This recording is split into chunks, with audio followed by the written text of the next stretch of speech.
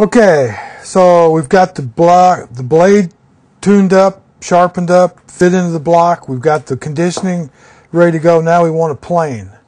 So this part is where the fun starts here. So what we want to do is drive the blade in till we see it, level it up so that it's even with the gliding surface all the way across, and then tap it back to the point where it's the margin sticking out of the shaving that we want to make.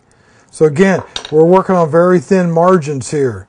Not that you always plane this thin, but you need to have this kind of range in your adjustments so that when you get to a problem area, that's what's going to solve your problem.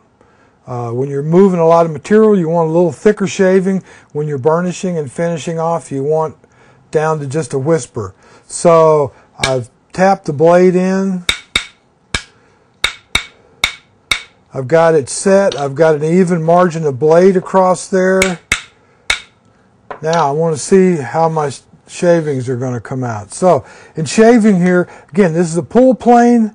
The pressure of the blade holding in your hand coming to you is with this hand pressing here. The second, your left hand is usually behind the blade to help pull it and stabilize it. There's no pressure in the back because the gliding surface is here in the front. So now we've got our board here.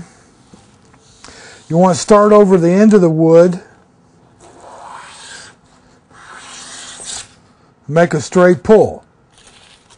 Now usually start on one side and make a pass down the middle. So you have to flatten up the wood first. Now you make a shaving, see how it goes. If it's too thick, back it out a little bit. You want to keep backing it out till you see the blade and you're not making a shaving anymore. That tells you how your conditioning is. Also tells you how flat your blade is. If you, as you move it out, thinner shavings, you get less and less width of a shaving, shows the contour of your blade.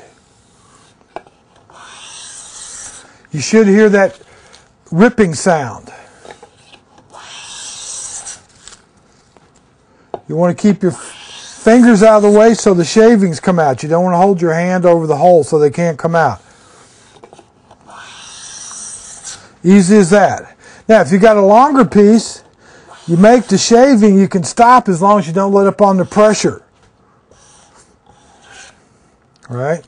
So you want even pressure. You want even pressure here. You can tell when the shavings come out. You can tell when the shavings come out how even your hand pressure is. All right, so we've got even pressure. We've got a little uneven board. So that's going to give you that nice, clean, flat, burnished surface. Now, once you make your shavings and you get your surface down, what you're going to look for is turn the block over, look at the bottom. When you made a few passes, all that should be shiny are your gliding surfaces. If you've got shiny spots like back here and over here, then you want to come back and tune it up a little finer with your scraper and take off any of those shiny spots except the gliding surface. Being careful not to go over the blade and hit it with the scraper.